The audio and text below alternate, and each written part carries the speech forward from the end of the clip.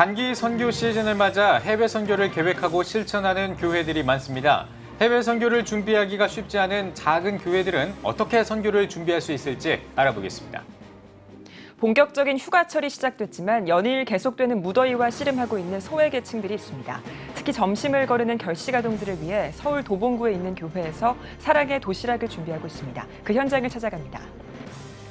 라오스댐 붕괴 사고로 인명피해와 함께 10,000명 넘는 이재민이 발생한 것으로 추정되고 있습니다. 이재민들을 돕기 위해 나선 현지 선교사들의 활동을 알아보겠습니다. 한국교회 교단장 회의가 오는 1일 청와대 앞에서 성평등 정책이 포함된 국가인권정책 기본계획을 반대하는 기자회견을 열기로 했습니다. 동성애와 차별금지법 입법 추진 반대 입장도 밝힐 계획입니다.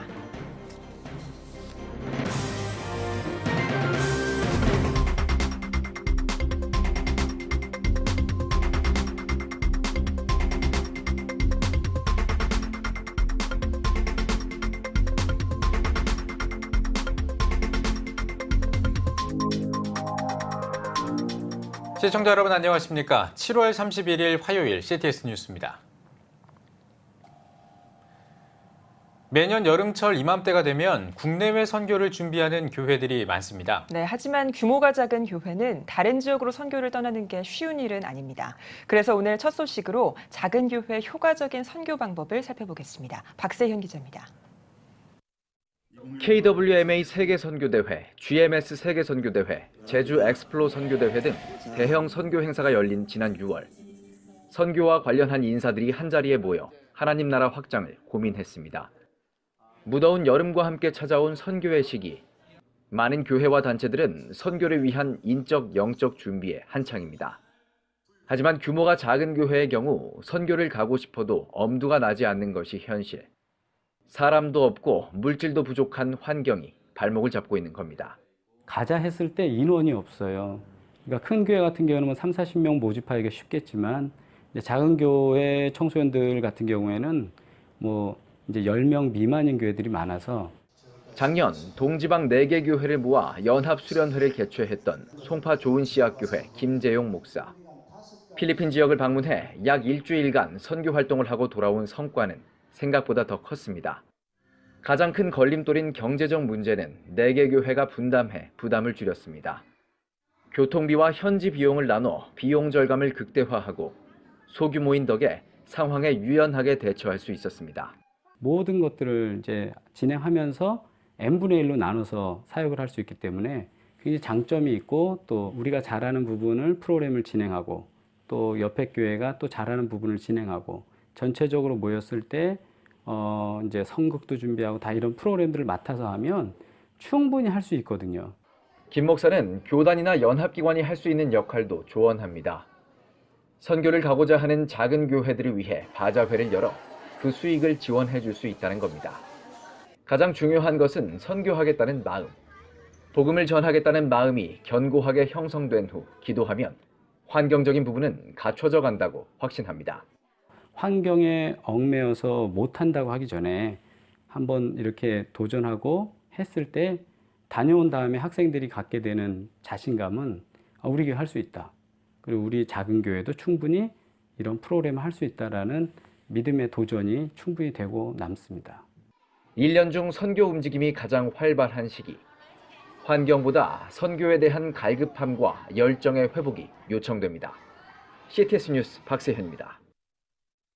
연일 기록적인 폭염이 이어지고 있습니다. 이런 더운 날씨에도 불구하고 방학을 맞은 어린이들 가운데 점심을 거르는 결식 아동들을 위해 지금 한 교회에서 도시락을 준비하고 있다고 합니다. 네, 휴가까지 반납하고 섬김과 나눔에 동참하는 자원봉사자들이 있는 현장을 연결하겠습니다. 최대진 기자.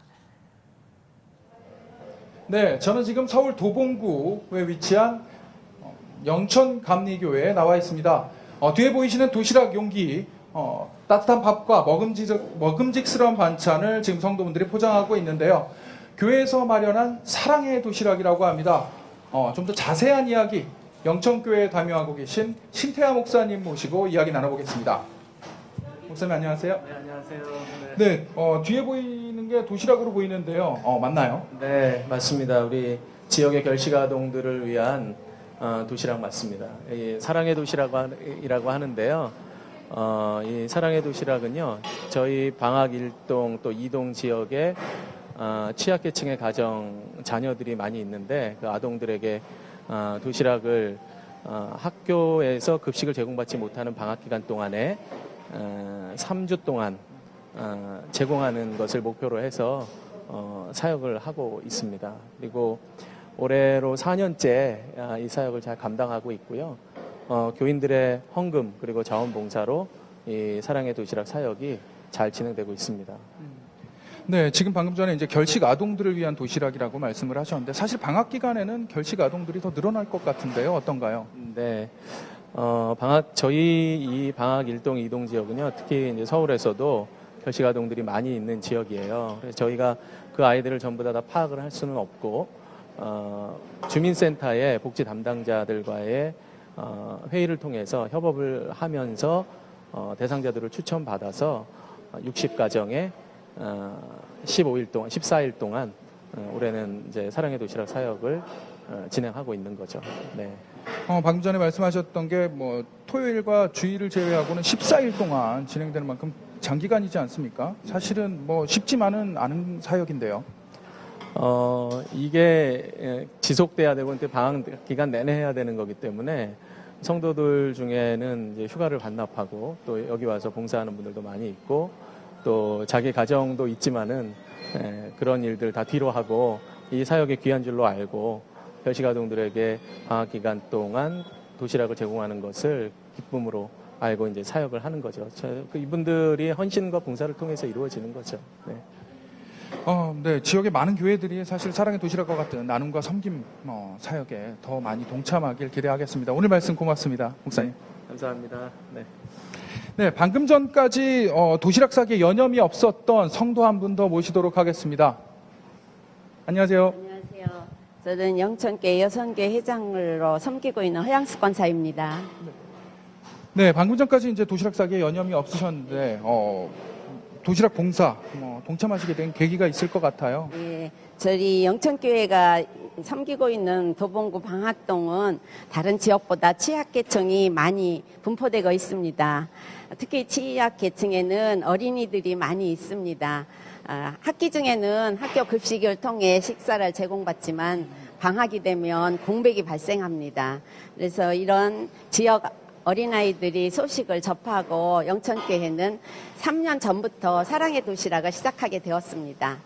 저도 두 아이를 키운 엄마로서 이 사역의 귀함을 깨닫고 함께하게 되었습니다.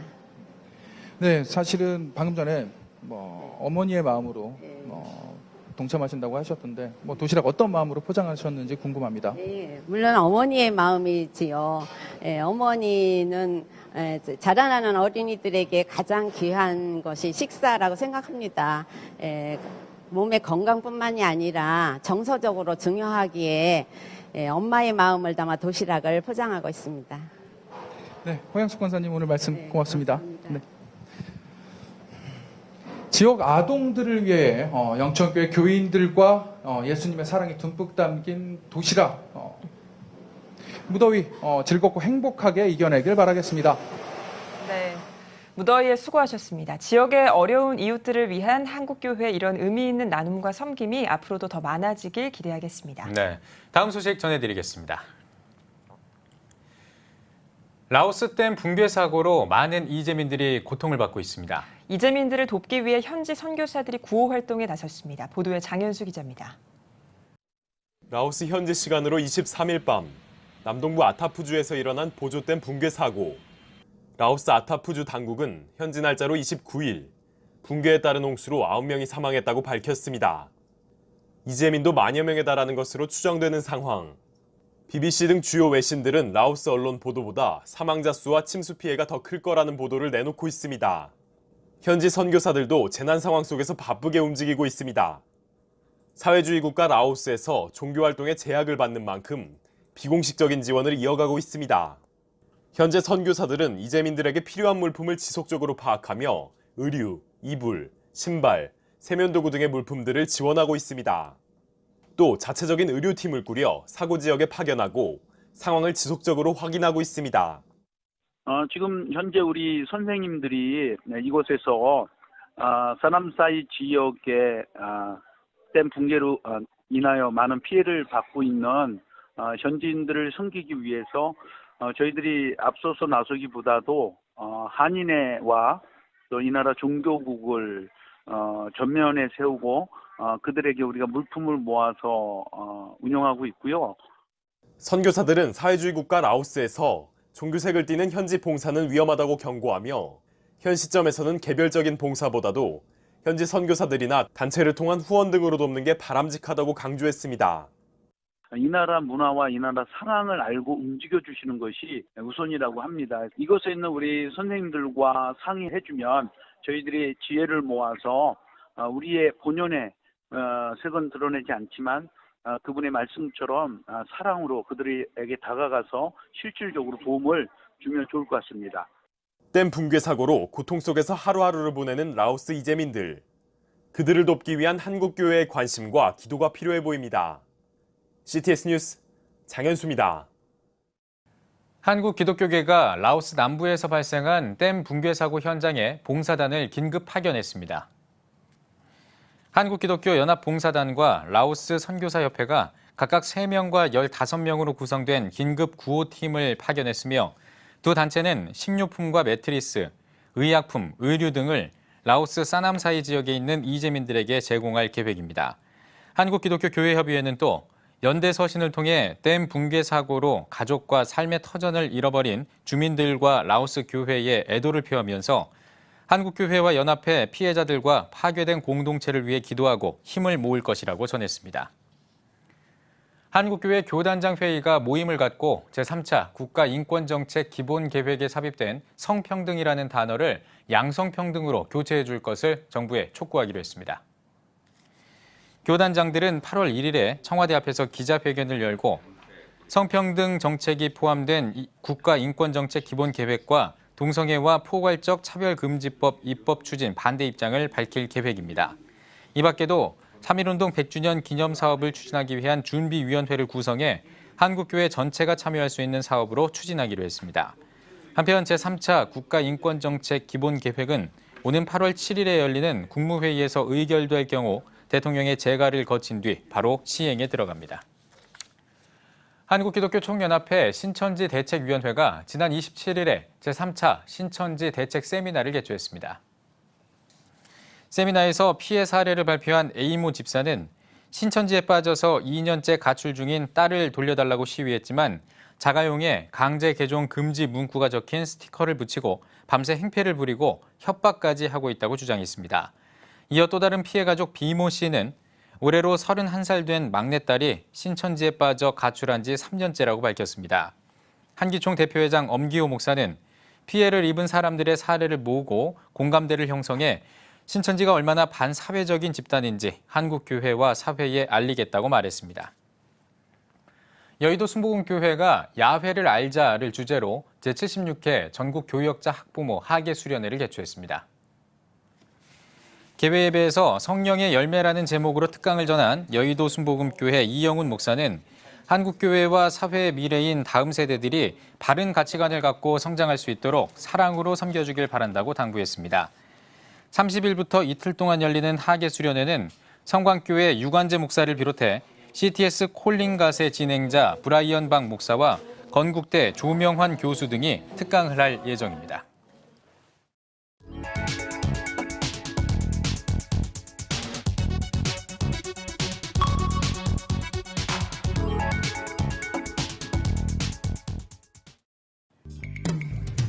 성도 여러분과 함께 만드는 뉴스, 내 손안의 TV 클릭 뉴스입니다. 오늘은 3040 세대를 위한 성경학교와 다음 세대의 여름 수련회 준비 현장, 명예권사 추대 감사 예배 소식 전해드리도록 하겠습니다. 금붕어꽃이 피었습니다. 하나, 둘, 셋. 자, 움직이시면 안 된다고 했잖아요. 움직이시면 안 된다고 했잖아요. 교회에서 펼쳐진 공동체 훈련으로 바쁜 일상에 지쳐있던 젊은 세대의 웃음이 끊이질 않습니다. 청북교회는 21일 약속의 동산에서 2018 세대별 성경학교의 일환으로 3040 성경학교를 개최했습니다. 네, 3040 수련은 사람들과 함께 공동체 생활을 하니까 굉장히 즐겁고 에너지가 넘치는 시간이었습니다. 개회 예배에서 청북교회 박재필 목사는 타협과 조화, 관용을 통해 성도들이 한마음 한뜻이 되어 하나님이 주시는 참 기쁨을 맛보는 교회가 되길 바란다고 전했습니다. 이어 하나님 앞에서 즐거워하라란 주제로 열린 말씀 공부에선 각 조별로 나눠 또래가 갖는 신앙적인 고민도 함께 나눴습니다.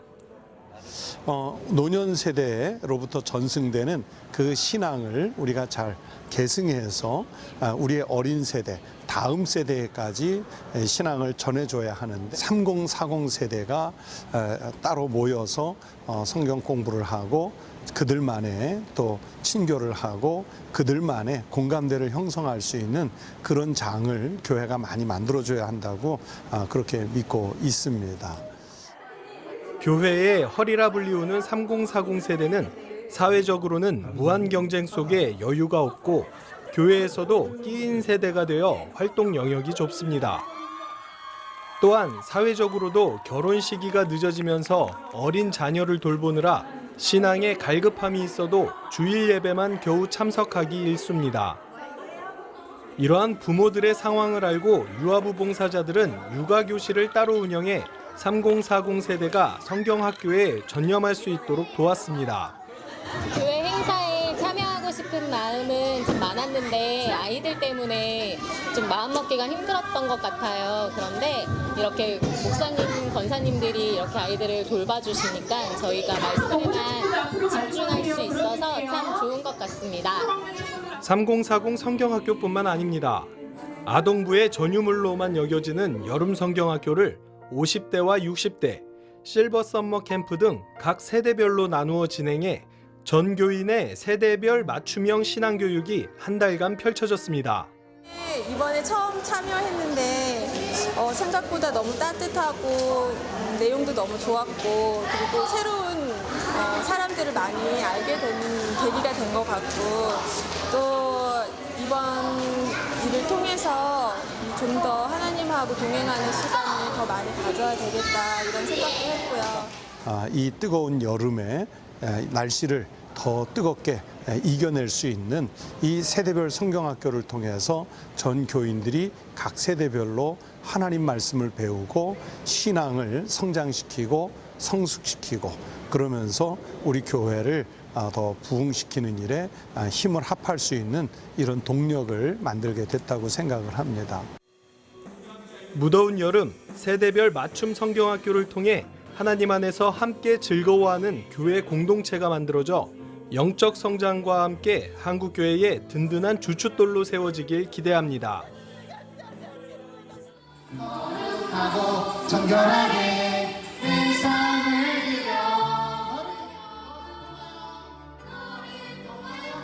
여름 수련회 준비가 한창인 이곳은 순천 북부교회입니다.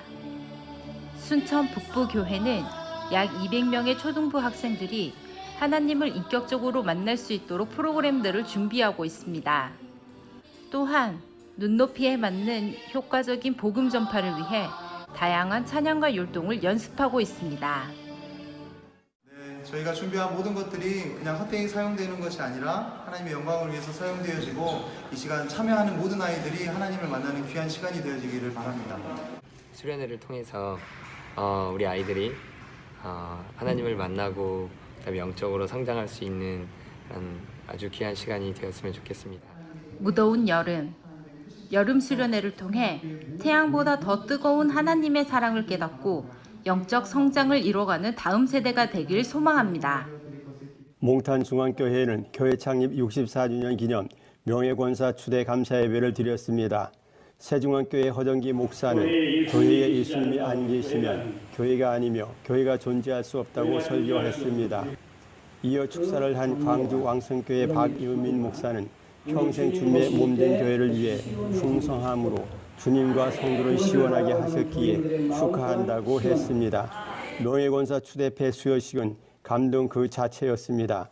추대받는 네 분의 권사님은 주님의 몸된 교회를 위해 세월과 건강까지도 드렸기에 일어서기도 걷기도 힘든 모습이 더 아름답습니다. 성도 여러분이 직접 찍은 영상으로 만들어지는 내 손 안의 TV 클릭 뉴스. 은혜로운 사역 현장에서 직접 찍은 사진이나 동영상을 아래에 나와 있는 이 메일 주소로 보내주시기 바랍니다. 성도 여러분의 많은 참여 바랍니다.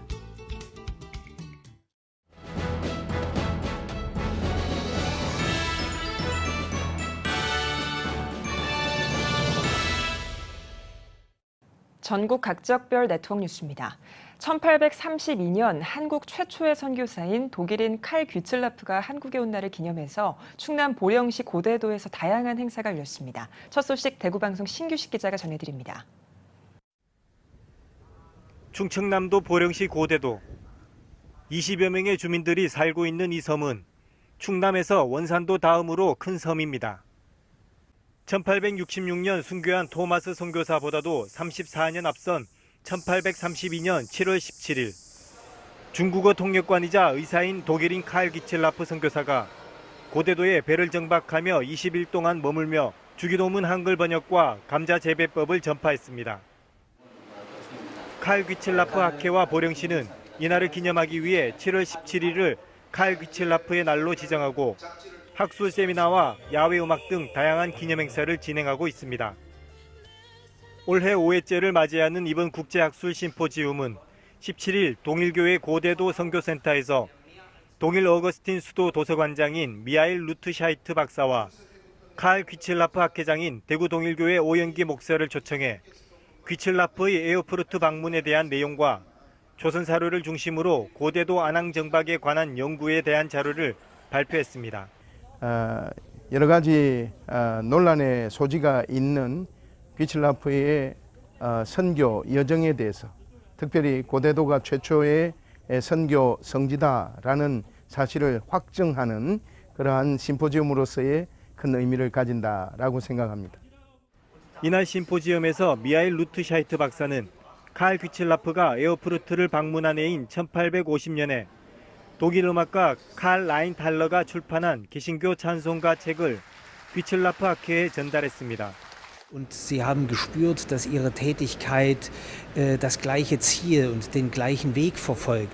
Und ich habe gedacht, wenn ich dieses Gesangbuch mit nach Korea bringe, dass eine starke Verbindung zwischen Erfurt und den dortigen Aktivitäten von Karl Reintaler in seiner evangelischen Erziehungsanstalt und dem, was Karl Gützlaff hier in Korea geleistet hat, entstehen könnte. 한편 심포지엄에 앞서 진행된 기념식에선 보령시와 교계 관계자들이 참석한 가운데 귀틀라프 기념공원 CCTV 설치와 등대 십자가 제점 등의 순서도 가졌습니다. 이날 기념식에 참석한 고대도 주민들은 한국 기독교 최초 선교사가 밟은 땅인 고대도 역사를 잘 발전시켜 가겠다고 밝혔습니다. 우리 주민의 비전은 전 지역 성주합니다. 그리고 공헌합니다. 그래서 선교사가 제출한 섬이라는 역사가 있기 때문에 그 방향으로 발전시켜 나갈 계획을 가지고 있습니다. 칼 귀틀라프 한국 선교 기념으로 진행되는 이 행사는 학술 심포지엄과 다채로운 축하 공연으로 매년 확대돼 가고 있습니다. CTS 뉴스 신규식입니다. 글로컬 다문화 지도자 영성 사업단이 한남대학교와 함께 2018 글로컬 다문화 징검다리 영어 캠프를 열었습니다. 올해로 2회째를 맞는 이번 영어 캠프에는 대전 지역 다문화 학생 50여 명이 참석했으며 그룹별 활동과 게임, 음악놀이, 영화로 영어 배우기 등 다양한 수업이 진행됐습니다. 아이들이 다문화 가정에서 자라나면서 꿈을 갖고 그런 목표를 가지고 그 목표를 어치브할 수 있도록 우리가 좀 응원해주고 또 그런 목표를 한번 생각해 보는데 같이 생각할 수 있는 그런 기회를 만들어 보고자 하는 영어 캠프였고요. 그 학생들 하나하나를 이렇게 귀하게 섬기면서 캠프를 잘 마치는 게 목적이 아니고 캠프가 마쳐진 후에 또 멘토 멘티로서 평생의 어떤 나름의 성장에 도움이 주고 또 도움을 받는 그런 관계들을 맺기 위해서 이 캠프가 진행되고 있고요. 이번 영어 캠프는 28명의 미국 한인 영어 교사와 한남대학교 기독교교육학과 학생들이 자원봉사자로 참여해 진행됐습니다. 글로컬 다문화 지도자 영성 사업단은 다문화 가정 학생들을 선발해 2019년 미국 비전 트립에 초청할 예정입니다. 청주 순복음교회가 지난 27일부터 사흘 동안 2018 전교인 수련회를 진행했습니다. 청주 순복음교회 이동규 목사는 믿음의 건강을 위해서는 믿음의 근육을 키워야 한다며 근육이 찢어지는 고통 속에서 강건해지는 것처럼 교회에서 준비한 여러 훈련을 통해 단련된 믿음을 가지시길 바란다고 말했습니다. 우리가 주님을 향한 믿음을 가지고 우리 인생의 문제들을 넘어갔으면 하는 마음으로 믿음 더하기라는 주제의 전교인 수련회를 준비했습니다. 이를 통하여서 인생의 근본적인 해결을 우리가 갖기 원합니다. 청주 순복음교회 성도들과 지역 주민들이 함께한 수련회에서는 CTS 인터내셔널 주대준 회장의 집회와 어노인팅의 찬양, 가수 강균성의 간증으로 진행됐습니다. 청주 순복음교회는 오는 10월 기하성 교단의 차세대 목회자들을 초청해 은혜 더하기 연속 집회를 개최할 예정입니다. CTS 부흥협의회가 진천 가라사대 수양관에서 영성 회복성회를 진행했습니다. 성회 마지막 날 말씀을 전한 CTS 부흥협의회 부총재 길성권 목사는 하나님은 사명이 있는 자에게 축복을 허락하신다며 성회를 통해 영성이 회복되고 사명을 감당하는 성도들이 되길 바란다고 전했습니다. 4일 동안 진행된 성회엔 부흥협의회 대회장 이추자 목사, 푸른초장교회 전재승 목사 등 10명의 강사가 나서 나라와 민족을 위한 미스바 회복성회란 주제로 말씀을 전했습니다. 제1회 2018 G스타 청소년 페스티벌이 군포 참사랑교회에서 열렸습니다. 다음 세대 청소년들의 꿈과 재능을 응원하기 위해 마련된 이번 행사에는 안양과 군포 지역 청소년 50여 명이 참가했으며 참사랑교회 워십팀의 특별 무대를 시작으로 밴드 연주와 방송 댄스 등 다채로운 공연이 진행됐습니다. 다음 세대를 위해서 또 세상에 죽어져가는 많은 영혼들을 위해서 이 대회를 개최하게 되었습니다. 또 앞으로도 이 다양한 문화들을 통해서 세상의 많은 영혼들을 구원하게 될 것입니다. 여러분들이 많이 협조해 주시고 많이 기도해 주시기 바랍니다. 군포 참사랑교회는 지역 청소년들과 소통하며 다음 세대를 세워가는 문화사역을 지속적으로 펼쳐나갈 계획입니다. 어린이들의 올바른 기도 생활과 영적 성장을 위한 어린이 지혜의 은사 집회가 은혜의강교회에서 열렸습니다. 은혜의강교회 김철웅 목사는 하나님은 간절히 사모하는 사람에게 넘치는 지혜를 주신다며 지혜를 구하는 기도는 스스로 할 것을 당부했습니다. 이번 집회엔 어린이들 각자의 기도 제목으로 안수기도하는 시간도 이어졌습니다. 은혜의강교회는 1년에 2번 어린이 지혜 은사 집회를 통해 말씀과 기도 훈련으로 다음 세대를 세워가고 있습니다. 파주 에덴 복지재단과 파주 지역 교회들이 중증 장애인 자립을 돕기 위한 협약식을 진행했습니다. 말씀을 전한 파주시 교회시협의회 회장인 새기쁨교회 조익 목사는 하나님은 상 주시길 기뻐하시는 분이라며 복음 전도와 선한 일에 힘써 하나님께서 기뻐하시는 복된 일에 함께하길 바란다고 강조했습니다. 이어 장애인 일자리 만들기와 고용 안정 지원을 위해 중증 장애인들이 만든 생산품 소비를 촉진하고 판로를 지원할 수 있도록 협력하기로 했습니다. 에덴 복지재단은 장애인들을 위한 고용을 창출하고 복지를 증진하기 위해 파주시의 중증 장애인 고용 사업장과 종합복지관을 운영하고 있습니다. 잠시 후 뉴스 더 보기 시간에는 청년 선교 사역에 힘쓰는 단체인 선교한국이 30년 동안 걸어온 역사와 사역에 대해서 이야기 나눠보겠습니다. 선교한국 상임위원장인 이대행 선교사님과 함께하겠습니다. CTS 뉴스 잠시 후에 뵙겠습니다.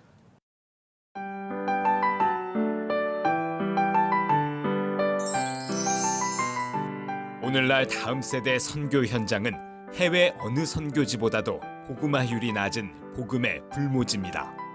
한국교회 청소년이 급격히 감소하는 상황에서 교회 학교는 물론 다음 세대를 향한 선교적 접근이 너무나 어렵습니다.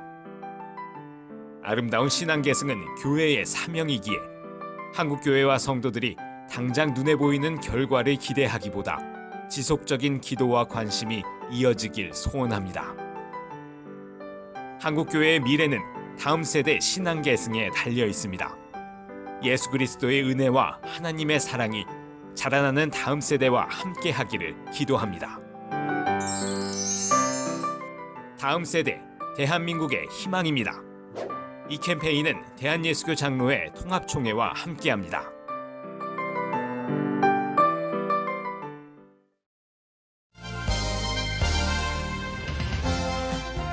여러분은 지금 CTS 뉴스를 시청하고 계십니다. 한국당을 처음 밟을 때 언더우드와 아펜젤러 선교사는 25세 청년이었습니다. 두 청년의 선교 열정이 오늘의 한국교회를 이룬 씨앗이 됐는데요. 네, 오늘 뉴스 더보기 시간에는 선교한국 상임위원장인 이대행 선교사님과 함께 청년 선교의 현황과 올해 30주년을 맞이한 선교한국에 대한 말씀 나누겠습니다. 선교사님 안녕하십니까? 안녕하세요. 네, 반갑습니다. 자, 선교한국이 이제 올해로 30주년을 맞이했는데요.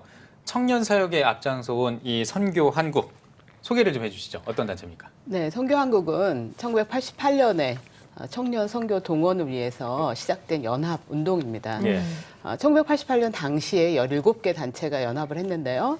2018년 현재 41개 청년 대학생 선교 운동을 하는 캠퍼스 선교 단체, 또 해외 선교사를 파송하는 파송 선교 단체, 그리고 또 지역 교회가 연합해서 이들을 섬기고 있습니다.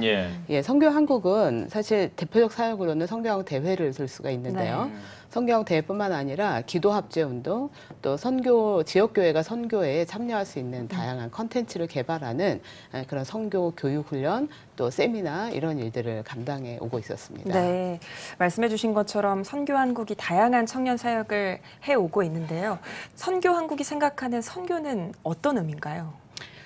선교한국이 생각하는 선교는 일반적으로 선교하면은 선교사로 나가는 것만 생각을 하고 있는데 선교한국의 가장 중요한 모토 중에 하나는 세계를 품은 그리스도인이라는 개념입니다. 하나님의 백성인 이 교회가 각자의 삶의 부르심의 영역이 있고 그 삶의 영역에서 예수 그리스도의 십자가의 그런 그 구속의 은혜를 각자의 삶의 현장에서 구현하는 일이죠. 선교한국은 그런 부분들을 포함하는 하나님 백성의 선교가 이 땅 변화의 핵심이라고 보고 있고요. 그 핵심에는 특별히 선교한국에서 강조하고 있는 영역이 있습니다. 무엇이냐면 누군가가 반드시 찾아가서 복음을 전하지 않으면 복음을 들을 수 없는 그런 사람들에게 우리가 가야 한다. 이게 소위 말해서 우리가 흔히 이야기하는 선교사라는 개념이죠. 자기 삶의 영역에 터전을 떠나서 다른 문화권에 복음을 전하러 가는 일들, 이것을 포함하는 선교, 이 총체적인 선교를 선교한국이 지향하는 선교다, 이렇게 보시면 되겠습니다. 네. 참 오늘날 우리 한국교회가 직면한 가장 큰 문제 중에 하나가 다음 세대가 급감한다라는 문제입니다. 뭐 그 수 자체로도 급감을 하겠습니다만 또 교회 안에서의 다음 세대 비율도 좀 줄어드는 게 현실인데요. 이런 상황에서 선교한국이 바라보는 우리 이 청년 선교의 현황 어떤지 좀 궁금하거든요. 네, 뭐 사회적으로 인구가 줄어들고 있는 것은 우리가 피할 수 없는 현상이죠. 그것은 교회도 마찬가지라고 봅니다. 그런데 저는 여러 가지 이유에서 그런 사회적인 흐름에 교회가 속해 있으면서도 동시에 사회적인 흐름에 가장 혁명적인 변화를 이끌 수 있는 그런 공동체가 바로 교회가 아닐까 하는 생각이 듭니다. 실제로 조사를 해본 결과는 2015년에 통계청에서 발표할 때 사실 기독교 인구가 950만 정도로 얘기가 돼 있고, 근데 이제 반면에 청년층에서는 한 68%가 종교가 없다. 이런 통계가 나왔습니다. 그런데 그중 종교가 없는 가운데서도 청년들이 약 18% 정도가 개신교를 믿고 있다. 이렇게 이야기를 하고 있죠. 뭐 숫자가 우리에게 낙관적인 전망을 줄 수는 없지만 사실은 한국 교회가 사실 가정 종교화된 경향이 있습니다. 사실은 우리 엄마 아빠가 교회를 다니니까 나도 교회를 다닌다. 뭐 이렇게 해서 이제 마킹을 한 거겠죠. 저는 이제 그런 그 상황 속에서 청년 사역이 어려워진다. 이런 이야기들을 우리가 심심찮게 듣고 있는데 이 이야기는 내가 기독교인으로서 마킹은 하지만 기독교에 대한 이미지가 전반적으로 좋지 않기 때문에 뭐 교회나 또 구원의 확신에 대한 이해가 지금 젊은 세대들에게, 교회 안에 있는 젊은 세대들에게 조금 다르게 이해되고 있다. 이런 부분이 있고요. 또 하나는 사실 전도를 하려고 해도 기독교의 이미지나 또 여러 형태 속에서 쉽지 않은 형국인 건 분명합니다. 또 뭐 그 캠퍼스 전도만 하더라도 사실 여러 가지 취업이라든지 사회적인 압박 때문에 사실 복음이나 이런 것에 관심을 기울이거나 뭐 호의적으로 반응하는 일들은 상당히 좀 줄어들었다. 이런 부분들이 위기가 아닐까 그런 생각이 듭니다. 네. 예. 청년 선교의 현실을 여러 가지 측면에서 짚어주셨는데요. 그러면 어떤 부분이 가장 어려우신가요?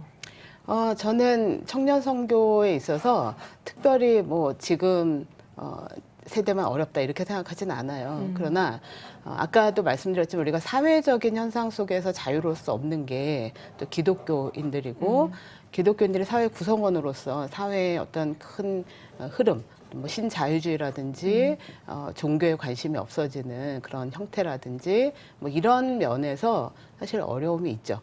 어려움이 있고 이제 그 가운데서 저는 내부적인 어려움이 좀 있다고 생각합니다. 그 내부적인 어려움은 기독교인들 안에 저를 포함해서 하나님의 사역을 하는 사람들 안에 혹시 이런 시대적인 흐름에 너무 섣불리 더 먼저 낭망하거나 또 혹은 대안을 찾지 못해서 혹은 대안을 찾기가 어려울 거다라는 그런 선제적인 그러한 이야기들이 혹시 우리 사회의 가장 어려움은 아닐까 그런 생각을 합니다. 왜냐하면 복음이 어떤 형태든지 뭐 저도 개인적으로 마찬가지고 이 복음을 통해서 내가 내 자신의 혁명적인 변화를 이뤄왔고 또 우리의 그런 기독교인들의 혁명적인 그런 의식의 변화가 사회의 변화에 굉장히 중요한 역할을 했거든요. 그렇다면 지금의 청년들이 방황하고 또 삶의 어떤 뭐 방향이 뭐냐 이런 거 고민할 때 어쩌면 복음이 가장 중요한 답을 줄 수 있는데 혹은 우리가 다른 형태로 좀 고민하면서 이런 가장 그 힘 있는 어떤 본질적인 영역을 놓치고 있는 그런 일들이 사실 내부적인 어려움이 아닐까 그런 생각을 합니다. 네. 자, 청년 선교 사역의 문제점 뭐 이런 것들 짚어주셨는데요. 그렇다면 이제 좀 대안을 듣고 싶습니다. 이 청년 선교 사역을 위한 선교 한국의 대안은 어떤 게 있나요? 뭐 저희가 딱히 무슨 문제를 해결할 수 있는 그런 사람이라고 생각하진 않아요. 그렇지만 좀 전에 말씀드린 것처럼 우리가 복음의 본질에 가장 적합하게 우리 자신의 삶을 돌아보고 또 그 삶의 방향에 따라서 우리 자신을 들여진다면 사실은 우리 기독교 역사가 이야기했던 것처럼 대안을 만들어갈 수 있지 않을까 그런 생각을 일차적으로 하고요. 또 하나는 선교 한국의 입장에서는 이제 청년 선교라는 그런 측면을 집중을 합니다.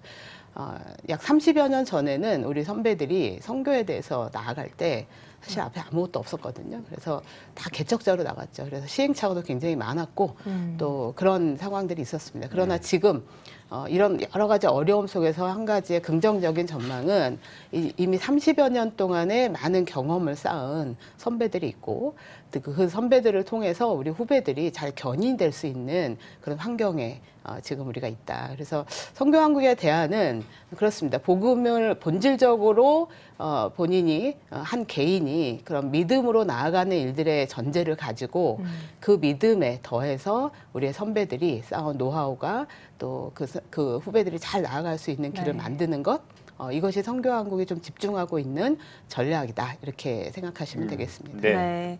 이제는 좀 다른 이야기를 해보려고 하는데요. 선교 한국 대회가 30주년을 맞았습니다. 올 8월에도 또 선교 한국 대회를 준비하고 있는데 이번 대회 자세한 일정이라든지 주제 소개해 주시면 좋겠습니다. 네, 선교 한국은 앞서 말씀드린 것처럼 저희가 다양한 대안을 좀 모색을 하면서 30여 년간 변신을 거듭해왔다고 생각합니다. 그중에서 지난 8년간 선교 한국이 사실 21세기에 가장 적합한 하나님 나라의 선교 운동은 무엇이냐, 청년 대학생들은 어떤 환경에서 이걸 돌파를 해야 되냐 이런 고민들을 해왔고요.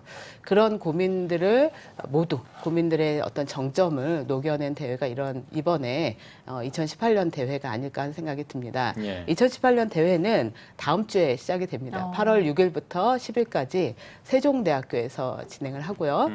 리라는 주제로 진행을 합니다. 리콜, 리바이블, 리튠, 리빌드 이런 개념으로 선교 한국 대회가 아마 한국교회에 정말 이렇게 큰 반향을 일으키지 않을까 그런 생각을 합니다. 네. 사실 뭐 이번 30주년 기념대회 말고 그 전에도 2년에 한 번씩 또 선교 한국에서 대회를 진행해 왔지 않습니까? 그 대회를 진행했던 목표, 목적 왜 하셨던 겁니까, 그동안? 이 목적은 제가 앞서 말씀드린 선교한국이 선교를 어떻게 규정하느냐 이것과 연관돼 있다고 보시면 됩니다. 네. 선교한국은 한국의 모든 그리스도인들이 세계를 품은 그리스도인으로서 자신의 삶을 하나님 나라의 영역에 드린다. 그 방향이 내가 지금 이 땅에서 잘 먹고 잘 산다 이런 것이 아니라 주님께서 다시 오시는 그날 결국 종말론적인 사고가 선교한국의 가장 중요한 선교적 목표고요. 주님이 오실 때까지 우리가 삶의 영역에서 어떻게 하나님의 뜻을, 하나님의 정의를, 하나님의 평화를, 하나님의 기쁨을 이 땅 가운데 선보할 것이냐. 네, 이런 관점의 각성을 일으키는 대회다. 이렇게 보시면 되겠습니다. 네. 실제로 선교한국이 선교한국이라는 명칭 때문에 사람들은 선교에 헌신한 사람만 소위 말해서 선교사로 가는 사람만 선교한국에 가야 된다. 이런 오해를 하고 있는데요. 선교한국의 대상은 모든 그리스도인입니다. 그리고 모든 그리스도인들이 선교의 부르심을 받은 예수님께로부터 보내심을 받은 그런 공동체다. 그래서 우리의 역할들은 분명히 있다. 이런 생각들을 계속 확장시켜 나가는 것, 이것이 핵심적인 목표라고 할 수 있죠. 네. 이번 대회에서도 여러 가지 프로그램들이 좀 진행되지 않을까라는 생각을 해보는데요. 특별히 좀 집중하거나 주목하고 계신 일정들이 있을까요? 네, 말씀드린 대로 이번 대회 주제는 리입니다. 다시라는 개념이기도 하고요. 우리가 다시 그걸 이제 세운다 이런 개념인데, 이 리의 그 핵심에 리 바이블이 있습니다. 리 바이블, 뭐 부흥 이게 아니라 리 바이블로 돌아간다, 성경으로 돌아간다 이런 이야기인데요. 말씀 안에서 우리의 부르심을 조명한다. 리콜이죠. 그리고 말씀으로 우리가 조율한다. 리튠, 또 말씀으로 우리가 다시 세워간다. 그래서 리빌드 이런 개념의 흐름입니다. 프로그램 하나하나가 굉장히 그 밀도 있는 영역으로 진행이 돼 있고요. 프로그램 하나하나마다 프로젝트 팀이 따로따로 준비할 정도로 굉장히 그 준비돼 있는 그런 프로그램이라고 보실 수가 있어요. 리 바이블이 핵심이라고 말씀을 드렸는데, 리 바이블을 위해서 저희가 이번에 23명의 선교학자, 또 조직신학자, 선교사, 목회자들이 일종의 성경 강해를 진행을 합니다. 그래서 그걸 저희가 미셔널 바이블이라고 명칭을 했는데, 이건 처음 시도되는 프로그램이에요. 그리고 선교한국이 말씀 안에서 우리의 삶을 조명한다. 말씀 안에서 우리의 방향을 조명한다. 우리의 선교적 사명을 조명한다. 이런 개념에서 한국교회의 이 말씀으로 돌아가는, 그리고 말씀으로 우리를 조명하는 그러한 반향을 일으킬 거다. 이런 생각을 합니다. 성경적 관점의 선교 도전. 이것이 이루어지고요. 또 하나는 이제 참가자들이 30일 전부터 하나님 백성의 큐티라고 하는 SNS 큐티를 저희가 쭉 같이 해오고 있어요. 그래서 이번에 주제가 리라는 개념의 핵심이 바이블에 있다. 이것이 이번 대회에 굉장히 좀 눈에 띄는 그러한 프로그램이 아닐까 그런 생각을 합니다. 네. 그 앞서서 청년 세대 이 선교가 쉽지 않다, 뭐 어렵다, 뭐 이런 얘기들도 저희가 많이 했었잖아요. 이런 가운데 한국 교회가 우리 청년들을, 이 청년 세대를 위한 선교를 할 수 있는 어떤 방법, 뭐 어떤 참고할 만한 방법이 있다면 우리 선교 한국이 무언가 좀 조언을 해준다든지 이런 식으로 하면 어떨까? 이렇게 한번 이야기를 해줄 수 있는 게 있다면 어떤 방법이 있을까요? 네. 선교한국이 그런 고민들을 많이 합니다. 저희가 명제를 이야기하지만 그 명제에 따라서 실제로 어떻게 삶에서 구현을 할 거냐. 이것은 사실 선배들이 후배들을 가장 잘 섬길 수 있는 영역이라고 생각합니다.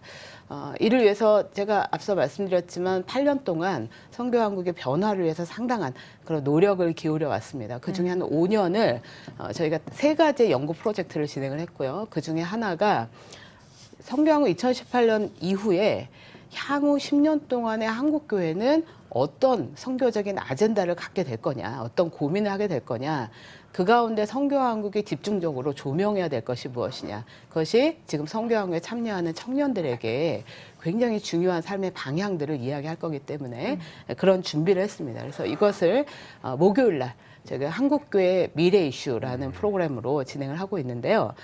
이 일을 위해서 약 100페이지 정도의 페이퍼가 나올 예정이고, 실질적으로 어떤 방향에서 어떤 일들로 우리가 나아갈 거냐, 이런 로드맵을 실제로 저희가 많이 다루게 됩니다. 물론 한 80분 정도 진행을 하기 때문에 모든 걸 다 다룰 수는 없지만 큰 설계를 하게 되고요. 약 100페이지 정도의 페이퍼를 통해서 구체적인 내용들이 제시가 되고 또 그것을 선교한국의 다양한 리더들이나 청년들이 모여서 함께 디스커션하고 또 그 가운데 각각의 그 은사에 따라서 이것을 어떻게 그 로드매핑 할 거냐, 어떻게 그것을 하나하나 만들어 갈 거냐, 이런 일들이 향후 5년에서 10년간 지속될 것이라고 생각하고 그게 저희가 청년들을 섬기는 그러한 저희의 그 노력이었다 이렇게 생각을 합니다. 네.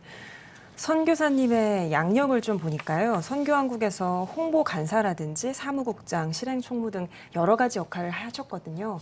사실 선교단체가 참 많잖아요. 근데 선교한국만이 가지는 특별한 점이 있다면 어떤 것들일까요? 선교한국만이 가진 특별한 점이 있다면 첫 번째는 연합이라는 가치로 모여진 그런 그룹이라고 봅니다.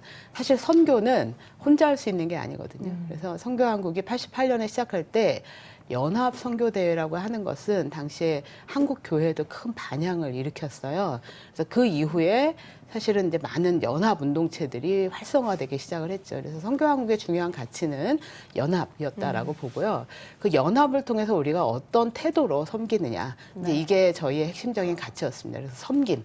그러니까 연합을 하는 그룹들이 우리의 연합의 주도권을 또 우리의 그런 그 우리가 이제 연합하는 것에 대해서 우선순위로 우리가 차지하겠다라는 게 아니라 이것을 통해서 모두가 같이 공유한다. 이제 이런 섬김의 정신이 굉장히 중요한 가치였다고 봅니다. 저는 이제 말씀하신 대로 대학을 졸업하고 지금까지 한 27년간 선교한국에서 사역을 했는데요.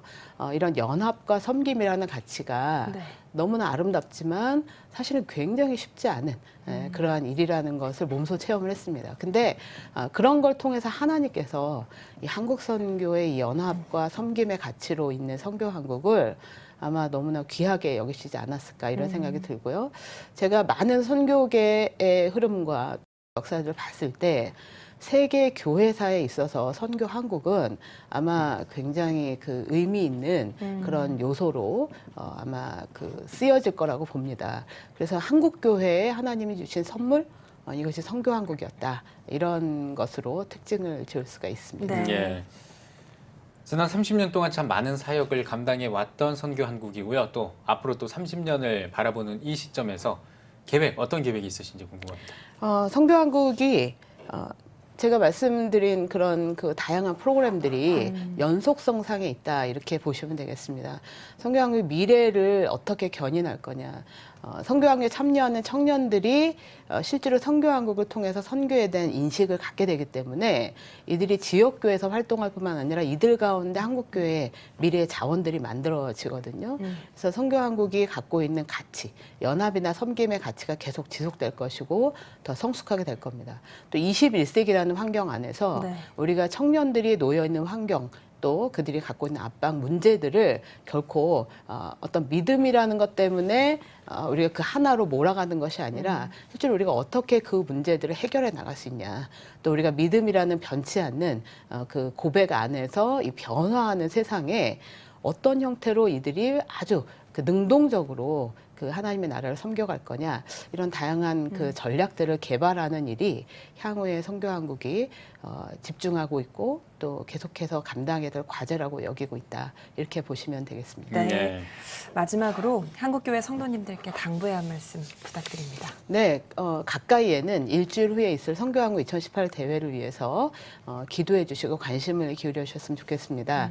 뭐 참여하실 수 있는 그런 자리가 아직은 있습니다. 그래서 세종대학교에 오셔서 선교한국에 참여하셔도 되겠고요.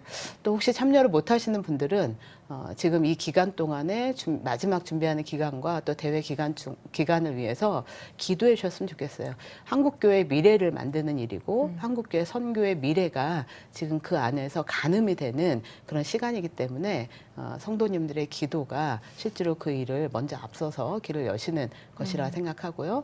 그래서 기도와 또 관심 이런 부분으로 함께해 주시면 저희가 큰 힘을 얻겠습니다. 네, 알겠습니다. 오늘 뉴스 보기 시간에는 선교한국 이대행 상임위원장님과 함께 이야기 나눠봤습니다. 선교사님 오늘 이렇게 말씀 고맙습니다. 감사합니다.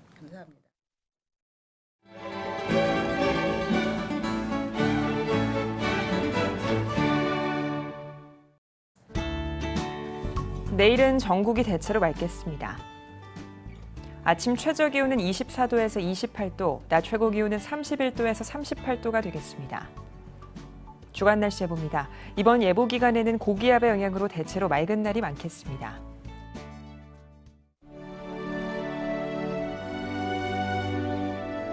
백만인 기도운동에 새롭게 참여하신 분들입니다.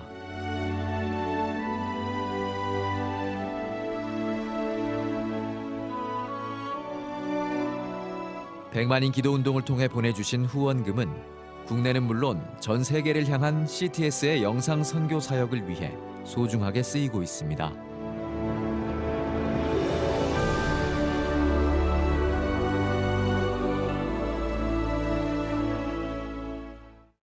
CTS 뉴스 오늘 순서 여기까지입니다. 시청해주신 여러분 고맙습니다.